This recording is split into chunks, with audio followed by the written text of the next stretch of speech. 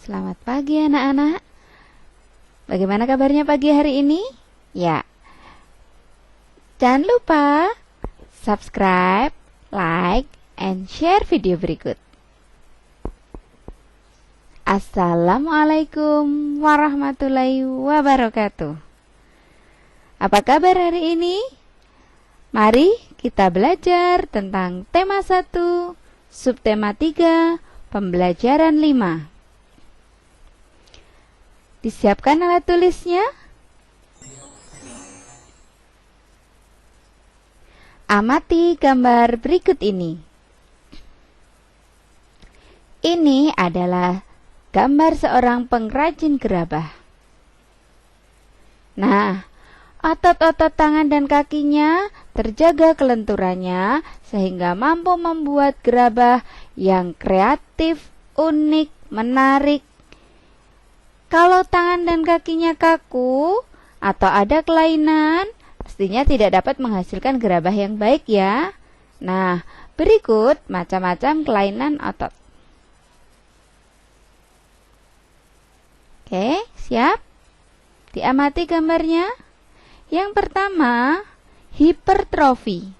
Kelainan otot yang membesar dan menjadi lebih kuat karena sel otot diberikan kegiatan atau aktivitas terus-menerus secara berlebihan.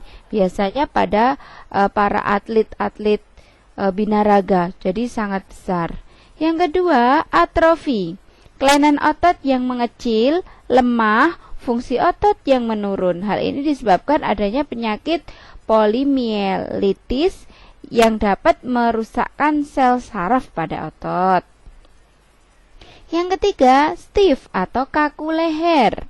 Kelainan otot karena adanya peradangan otot trapesius akibat gerakan yang menghentak secara tiba-tiba atau salah.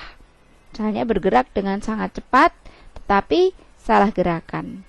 Tetanus, kelainan otot yang disebabkan adanya infeksi bakteri Clostridium tetani.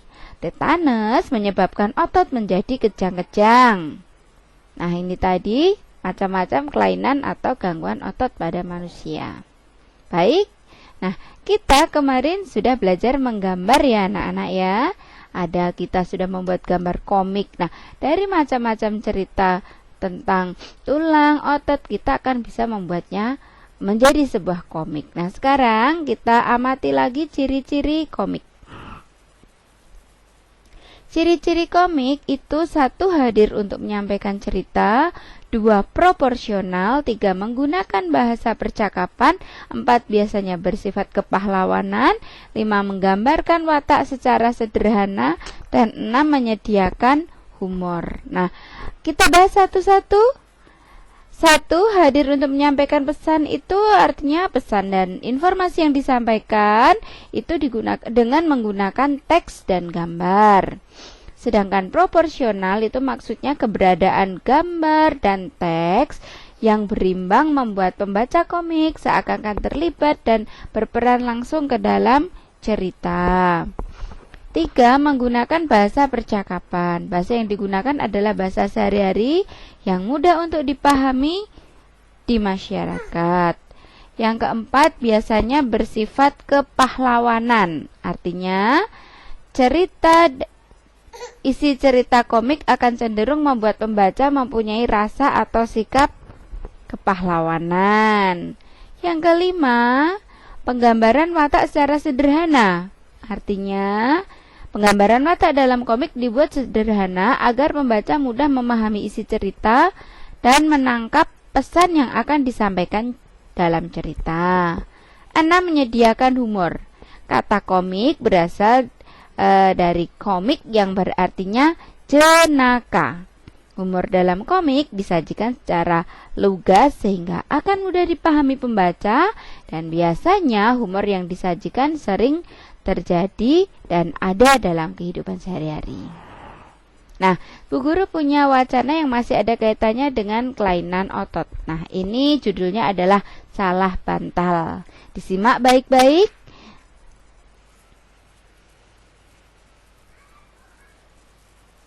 Ya.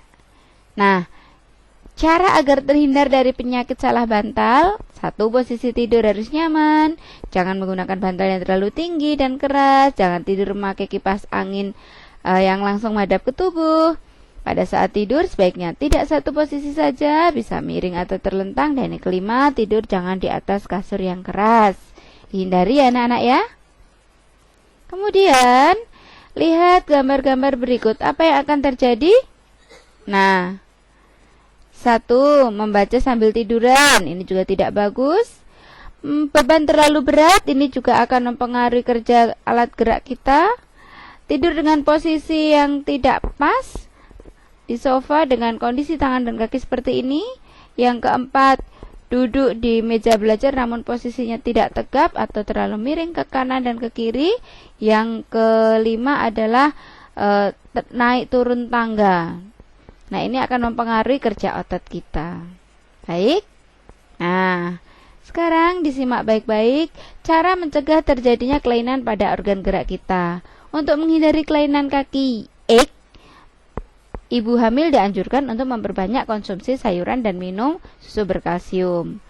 Agar terhindar dari artritis, sebaiknya selalu menjaga metabolisme asam urat dalam tubuh dengan membatasi makanan yang dapat memicu meningkatnya asam urat.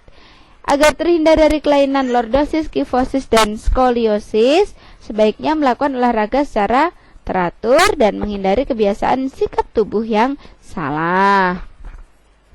Agar terhindar dari osteoporosis, dianjurkan untuk mengonsumsi makanan dan minuman yang banyak mengandung kalsium. Agar terhindar dari rakitis, dianjurkan untuk banyak mengonsumsi telur, susu, dan minyak ikan, serta berjemur di pagi hari. Nah, mencegah adalah lebih baik daripada mengobati. Dengan mengetahui berbagai kelainan dan gangguan pada otot manusia beserta penyebabnya, kita jadi bisa lebih berhati-hati dalam melakukan setiap gerakan dalam suatu kegiatan. Baik, sekarang tugas disimak baik-baik. Semua tugas ini sudah Bu Guru sampaikan di awal pembelajaran tadi.